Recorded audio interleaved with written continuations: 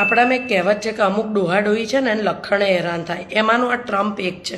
હરામખોર 2 મહિનાથી લોહી પી ગયો છે. પોતાના રમકડા લઈને રમ્યા કરે છે. પહેલાં તો મને એ નથી ખબર પડતી નવરીના કે તારે કોકના ઝઘડામાં ટાંટીઓ નાખ્યો જ કેમ. અને જો તારા લીધે અમારે કંઈ બી ભોગવવાનું આવ્યું ને તો મારી મેલડીમાં સાક્ષાત તને પહોંચશે. નાલાયક લોહી પી ગયો છે. 2 મહિનાથી આમથી આમ રખડ્યા કરે છે. ઇંગ્લિશમાં ઇન્ટરવ્યૂ આલ્યા કરે છે. તારી હોળીમાં છે ને ગેસના બાટલાનું ટેન્શન થઈ ગયું છે અમને. તારી હોળીમાં નોકરીઓનું ટેન્શન થઈ ગયું છે અમને. લોહી પી ગયો છું સાલા ઘરમાં ચોટના. તારા બૈરી તારા છોકરા તને કાબુમાં નહીં રાખતા ડોકરા.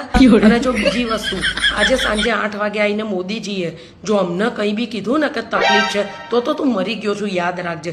ઘરમાં ચોંટાઈ રહી એક ખૂણામાં. બરોબર છે.